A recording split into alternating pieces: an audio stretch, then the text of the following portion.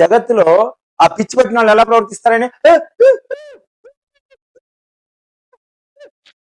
ఇలా ప్రవర్తిస్తారు కదండి. ఆ పిచ్చి పట్టిన వాళ్ళు ఎలాగైతే ప్రవర్తిస్తారో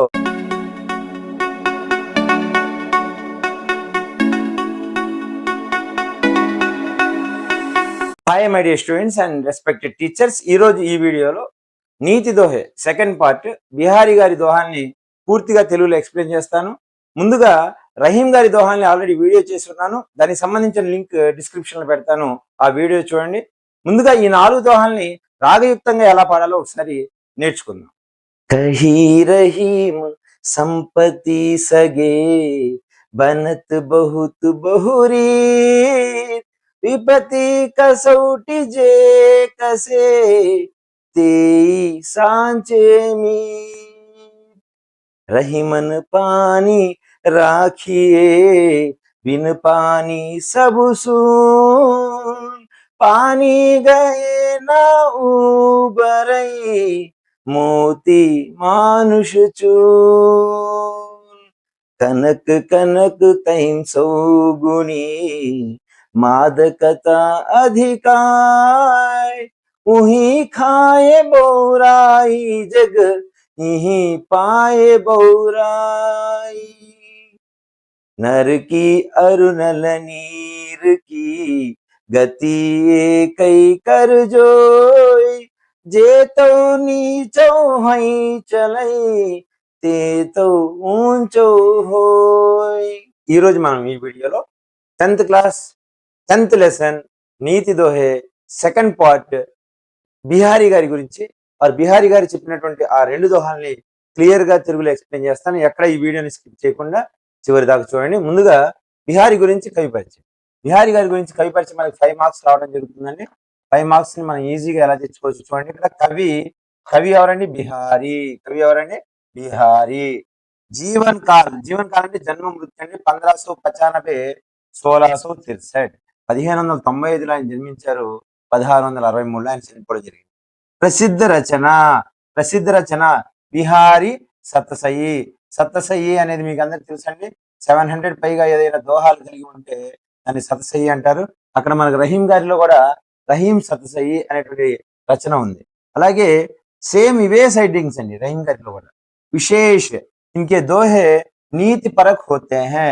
ఈయన దోహాలు నీతివంతంగా ఉంటాయి, సందేశాన్ని ఇచ్చేవిగా ఉంటాయి. और इनके दोहों के लिए ఈయన దోహాల గురించి గాగర్ మే సాగర్ సాగర్ అంటే మనకు అందరు తెలుసండి. సాగర్ అంటే ఏంటండి? సముద్రం. సాగర్ అంటే ఏంటి? సముద్ర లేదా సరిత్పతి అని కూడా అంటాం. గాగర్ అంటే ఒక చిన్న పాట్లో, ఒక కుండలో, చూడండి ఇక్కడ ఒక కుండలో అద్భుతమైనటువంటి ఆ సాగరాన్ని నింపేశారు. అంటే ఒక చిన్న దోహాలో ఒక 2 లైన్లు కలిగినటువంటి ఆ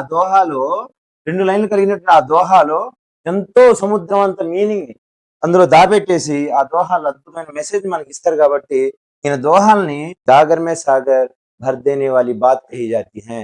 రహీం గారి గురించి ఆల్రెడీ వీడియో చేస్తున్నాను, అది డిస్క్రిప్షన్ లో పెడతాను. ఆ దోహాలు యొక్క భావం కూడా మీరు చూడాలనుకుంటే ఆ వీడియో చూడండి, డిస్క్రిప్షన్ లో ఆ లింక్ పెడతాను. కనక్ ఇలా కనుక ఏదైనా ఒక పదం 2 సార్లు కనుక రిపీట్ అయితే అది యమక్ అలంకారాన్ని అలంకారం అంటారు. అంటే ఒక పదానికి ఒక మీనింగ్, ఇంకో పదానికి ఇంకో మీనింగ్ ఉంటుంది. కనక్ అంటే మనందరికి తెలుసండి, కనకము సోన, కనకపు సింహాసనమున సునకమును కూర్చుండబెట్టి. కనక్ సోన లేదా స్వర్ణ అనొచ్చండి. ఏమనొచ్చండి? స్వర్ణ. సో ఒక కనకానికి అర్థమైందండి మనకి. ఇంకో కనకం ఏంటి సార్ అంటే, ఈ కనకానికి మీనింగ్ ధతురా అండి. ఈ ఫ్లవర్ మీ అందరికి తెలుసండి. ఈ ఫ్లవర్ ని ఉమ్మెత్త అంటారు. మన రోడ్ సైడ్ ఎక్కడైతే చెత్త వేస్తామో ఆ చుట్టుపక్కల తెల్లటి ఫ్లవర్స్ తోటి, ఎల్లో ఫ్లవర్స్ తోటి ఇది ఉండడం జరుగుతుంది. దీన్ని ఉమ్మెత్త అంటారు. ఇది పాయిజనేట్ అండి. అంటే కనకము అంటే ఉమ్మెత్త ఏదైతే ఉందో అంటే థర్న్ యాపిల్ అంటారండి. ఉమ్మెత్త ఏదైతే ఉందో టైమ్స్ దానితో పోల్చితే దేంతో పోల్చితే ఈ కనకానితో పోల్చితే దేన్ని? ఈ కనకాన్ని అంటే గోల్డ్ ని మనం కనకాంతో పోలిస్తే, దీంతో కనుక పోలిస్తే ఇక్కడ ఉన్నటువంటి ఈ బంగారం ఏదైతే ఉందో లేదా సంపద ఏదైతే ఉందో, సంపద అనుకోండి, వెల్త్ అనుకోండి, సంపద దౌలత్. గోల్డ్ అనుకోండి, ఇక్కడ గోల్డ్ అంటే నిజంగా గోల్డ్ అని కాదండి, అంటే దౌలత్ సంపద ఏదైతే ఉందో అది. సో ఈ కనకంతో పోల్చుకుంటే సౌ అంటే 100 అండి. గుణ అంటే రెట్లు 100 రెట్లు ఇది మాదకత. మాదకత అంటే మత్తు అండి, మత్తు. మాదకత అంటే మత్తు లేదా నష. మనం నష అంటామండి. నష అధిక్ హోతా హై. అధిక్ అంటే మోర్ అంటే ఎక్కువగా ఉంటుంది, మోర్ ఎక్కువగా ఉండడం. దేంట్లో మత్తు ఎక్కువగా ఉంటుంది అంటున్నాడండి? సంపదలో మత్తు ఎక్కువగా ఉంటుంది అంటున్నాడు. అంటే ఈ కనకాన్ని గనక చూడండి, ఏదైతే ఉమ్మెత్త ఫ్లవర్ ఉందో ఈ ఫ్లవర్ ని ఉసే లేదా ఉసే వహ వహ ఖాయే. ఖాయే అంటే ఖానా అండి, తింటే. బౌరాయి అని కూడా వచ్చిందండి, సేమ్ మీనింగ్. బౌరాయి అంటే పాగల్పన్. పాగల్పన్ పిచ్చి వస్తుంది, పిచ్చి అంటే దునియా అండి. జగ్ అంటే ఏంటి? దునియా. సంసార్. జగ్ అంటే దునియా, సంసార్. ఈ జగత్తులో సంసార్ భవ, సంసార్ భవ. ఈ జగత్తులో ఆ పిచ్చి పట్టిన వాళ్ళు ఎలా ప్రవర్తిస్తారని ఇలా ప్రవర్తిస్తారు కదండి. ఆ పిచ్చి పట్టిన వాళ్ళు ఎలాగైతే ప్రవర్తిస్తారో అదే విధంగా ఇహి పాయే, ఇసే, ఇసే లేదా యహ, యహ పాయే. పాయే అంటే పానా అండి. పానా అంటే పొందడం. ఆపోజిట్ ఏంటండి? ఖోనా. ఆపోజిట్ ఏంటి? ఖోనా. ఎవరైతే దీన్ని పొందుతారో, దీన్ని బంగారాన్ని పొందుతారో లేదా సంపదను పొందుతారో, ఎక్కువ డబ్బు వస్తుందో వాళ్ళు కూడా అలా బిహేవ్ చేస్తారు. ఎలాగైతే సమాజంలో పిచ్చి వాళ్ళు ప్రవర్తిస్తారో, ఎవరిని లెక్క చేయరో, పిచ్చి వాళ్ళందరినీ తరిమేస్తూ ఉంటారో, వీళ్ళు కూడా అలాగే ప్రవర్తిస్తారు. బాగా సంపద వచ్చేసింది అనుకోండి, ఏంటి ఓ ఇలా వాళ్ళు కూడా ఇతరుల్ని లెక్క చేయతనం, సమాజాన్ని దూరం చేసేతనం, ప్రతి ఒక్కరిని కించపరిచేతనం, లేకపోతే ఒకరిపై ఆ డబ్బు ఎక్కువగా ఉండడం వల్ల వాళ్ళపై దాడులు చేసే ఇలా పిచ్చి వాళ్ళు రాళ్ళతో కొడతారు చూసారా? అదే విధంగా వీళ్ళు కూడా సమాజంలో ఆ మాట విన్న వాళ్ళని ఏదో విధంగా వాళ్ళపైన దాడి చేస్తూ ఉంటారు, ఎవరైతే బాగా డబ్బుతో అహంకారంతో ఉంటారు. అందుకని అంటున్నాడు కవి, దీనికంటే కూడా ఏదైతే ఉమ్మెత్త పువ్వు ఉందో దానికంటే కూడా సౌగుణ 100 రెట్లు కనకమే బంగారంలో మాదకత అధిక్ హోతా హై, మత్తు ఎక్కువగా ఉంటుంది. ఎందుకంటే దీన్ని తింటే బౌరాయి వస్తుందేమో, కానీ ఈ ప్రపంచంలో దీన్ని పొంది చాలా మంది పిచ్చోళ్ళుగా తయారవుతున్నారు. విధంగా బిహారీ గారు మనకి మొదటి దోహాలో అద్భుతమైన మెసేజ్ ఇచ్చారు. రెండో దోహ, నరికి అరుణల నీరుకి గతి కై కర్జోయి जेतो नीचो हुई చలై తేతో ఊంచో హోయి. దోహ యొక్క భావాన్ని చూద్దాం. ముందుగా నర. నర అంటే ఆద్మీ. నర్ర తస్సం తద్భవం అండి, ఇది ఆద్మీ. నర ఇస్తే ఆద్మీ అని రాయాలండి. నర్కి కి అంటే యొక్క అని అర్థం అండి, మనిషి యొక్క. అరు. అరు అంటే ఔర్ మరియు, మరియు. And and Nala నీర్. నల్ అంటే ట్యాప్ అండి, ట్యాప్ యొక్క నీర్. నీర్ అంటే పానీ, జల్, ఉదక్, సలీల్, తోయ్, అంబు. ఇట్లా మనం చాలా అర్థాలు చెప్పుకోవచ్చు అండి. నల్ల నీరుకి, నల్ల నీరు యొక్క అంటే ట్యాప్ లోని వాటర్ యొక్క గతి. గతి అంటే దాని యొక్క స్థితి అండి, దాని యొక్క పరిస్థితి. దాని పరిస్థితి ఎలా ఉంటుంది? ఏకై, ఏక్ कैसे रहना चाहिए, एक जैसे, एक जैसे, एक करके होना चाहिए. కిస్కి గతి?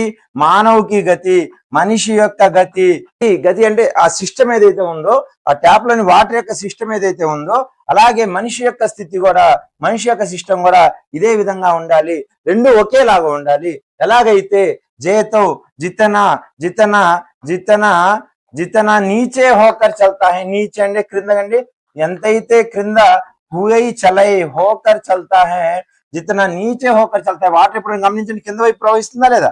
ఎంతైతే మనం తగ్గుతామో, ఎంతైతే కిందకు వస్తామో అంత మళ్ళీ మనం చూడండి, అక్కడ ఫౌంటైన్ ఎలా ఉంటుంది, వాటర్ మళ్ళీ చాలా హైట్కి వెళ్ళిపోయి మళ్ళీ పడుతూ ఉంటది, పైకి అలా ఎగజిమ్మి అలా దూరంగా పడుతూ ఉంటది. సో ఏ విధంగా అయితే మనిషి తగ్గినంత మాత్రాన గొప్పవాడు, తగ్గినంత మాత్రాన తప్పు లేదండి, వాడు ఖచ్చితంగా పైకి లెగుస్తాడు, గొప్పవాడు అవుతాడు. తేతో ఉతన ఉతన ఊంచై ఊంచా పైకి హోయ్ పైకి హోతా హే హోనా.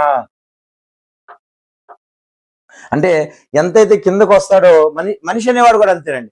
ట్యాప్ లోని వాటర్ కిందకు వచ్చి పైకి ఎలా ఫౌంటైన్ రూపంలో పైకి ఎగజిమ్ముతుందో, అదే విధంగా మనిషి అనేవాడు కూడా ఎక్కడ తగ్గాలో ఎక్కడ నెగ్గాలో తెలుసుకొని ఉండాలండి. ఎక్కడ తగ్గితే అక్కడ నెగ్గుతాడండి. తగ్గినంత మాత్రాన తప్పు లేదు అనేది ఈ దోహా ద్వారా మనం నేర్చుకోవాల్సిన నీతి అండి. ఎక్కడ నెగ్గాలో కాదు, ఎక్కడ తగ్గాలో కూడా తెలుసుకొని ఉండాలి. మై డియర్ స్టూడెంట్స్, ఈ వీడియో కనుక మీకు నచ్చితే దయచేసి లైక్ చేయండి, షేర్ చేయండి. సబ్స్క్రైబ్ చేసుకునే వాళ్ళు ఎవరైనా ఉంటే సబ్స్క్రైబ్ చేసుకోండి. ధన్యవాదాలు.